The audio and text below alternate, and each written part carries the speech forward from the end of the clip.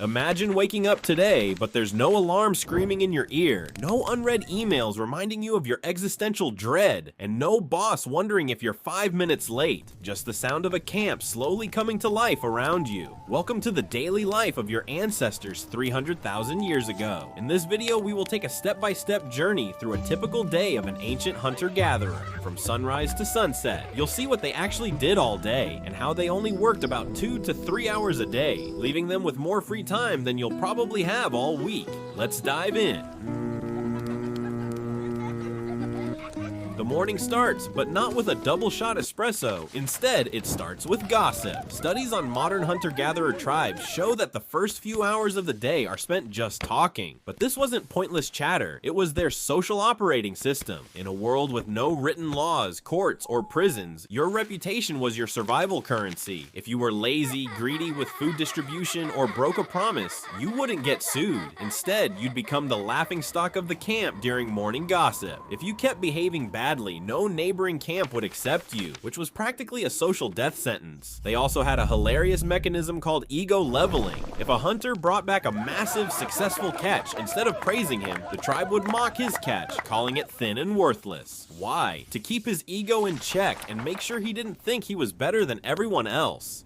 Imagine if we did that to LinkedIn influencers today. Part 2, the hunt versus the real providers. By mid-morning, it's time to secure food. But this didn't involve sitting in front of a spreadsheet, it involved actual survival. The men would venture out for the hunt, armed with spears tipped with natural, slow-acting poison. But here is the catch. Hunting was highly unreliable. More often than not, the men came back empty-handed, making them essentially biologically unemployed for the day. So who actually kept the camp alive? The women. While the men were playing the role of the heroic but unlucky hunters, women went out in organized groups to gather berries, dig up tubers, and collect nuts.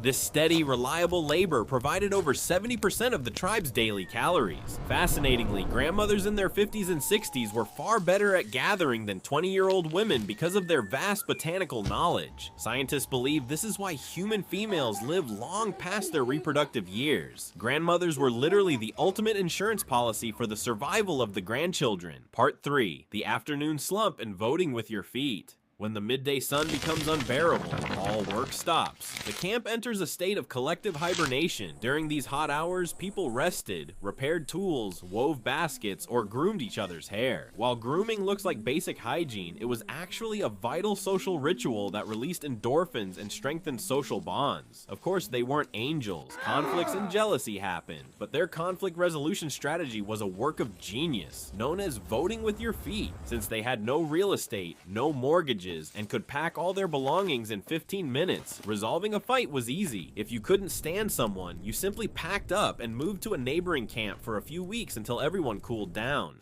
Compared to our modern world, where your 30-year mortgage forces you to smile at your annoying neighbor every day, their system sounds incredibly peaceful.